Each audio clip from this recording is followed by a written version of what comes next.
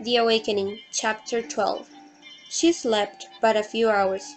They were troubled and feverish hours, disturbed with dreams that were intangible, that eluded her, leaving only an impression upon her half-awakened senses of something unattainable.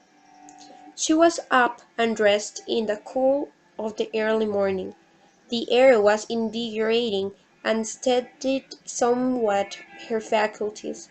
However, she was not seeking refreshment or help from any source, either external or from within. She was blindly following whatever impulse moved her, as if she had placed herself in alien hands for direction, and freed her soul of responsibility. Most of her people at that early hour were still in bed and asleep. A few, who intended to go over to the Cheniere from mass, were moving about. The lovers, who had laid their plans the night before, were already strolling toward the grove.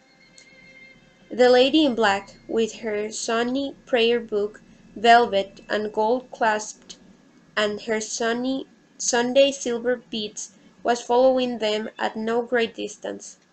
Old Monsieur Farival was up, and was more than half inclined to do anything that suggested itself. He put on his big straw hat, and taking his umbrella from the stand in the hall, followed the lady in black, never overtaking her.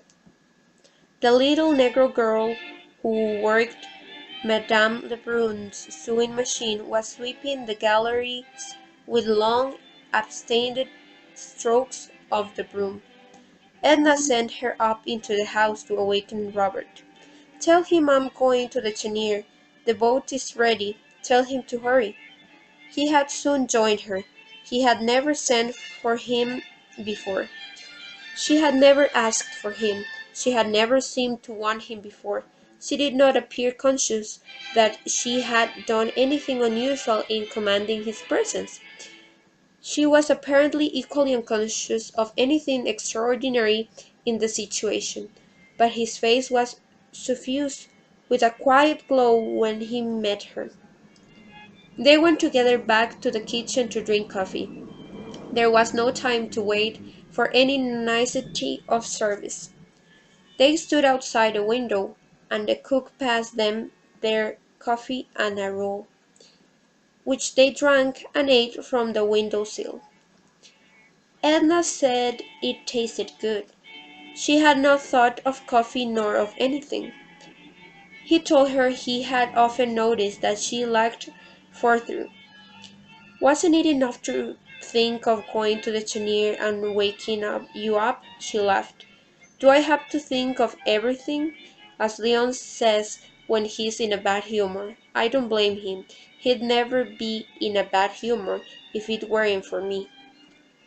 They took a short cut across the sands. At a distance they could see the curious procession moving toward the wharf, the lovers shoulder to shoulder, creeping, the lady in black gaining steadily upon them, old Monsieur Farival losing ground inch by inch, and a young, barefooted Spanish girl, with a red kerchief on her head and a basket on her arm, bringing up the rear. Robert knew the girl, and he talked to her a little in the boat. No one present understood what they said. Her name was Mariquita. She had a round, sly, piquant face and pretty black eyes. Her hands were small, and she kept them folded over the handle of her basket. Her feet were broad and coarse. She did not strive to hide them. Edna looked at her feet, and noticed the sand and slime between her brown toes. Bondelet grumbled because Mariquita was there, taking up so much room. In reality he was annoyed at having old Monsieur Farival, who considered himself the better sailor of the two. But he would not quarrel with so old a man as Monsieur Farival, so he quarrelled with Mariquita. The girl was deprecatory at one moment, appealing to Robert. She was saucy the next, moving her head up and down, making eyes at Robert and making mouths at Baudelaire. The lovers were all alone. They saw nothing, they heard nothing. The lady in black was counting her beads for the third time. Old Monsieur Farival talked incessantly of what he knew about handling a boat, and of what Baudelaire did not know of the same subject. Edna liked it all. She looked Mariquita up and down from her ugly brow toes to her pretty black eyes and back again. "Why does she look at me like that?" inquired the girl of Robert. "Maybe she thinks you're pretty. Shall I ask her?" "No. Is she your sweetheart?" "She's a married lady, and has 2 children." "Oh, well, Francisco ran away with Silvano's wife, who had 4 children. They took all his money and one of the children and stole his boat." "Shut up!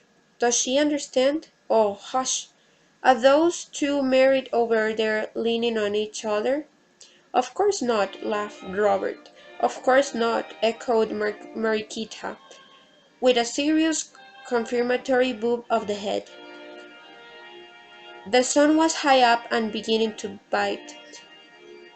The swift breeze seemed to Edna to bury a string of it into the pores of her face and hands. Robert held his umbrella over her.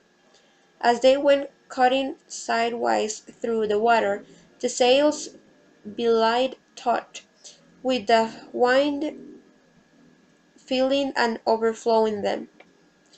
Old Monsieur Farival laughed sardonically at something as he looked at the sails, and Baudelaire swore at the old man under his breath.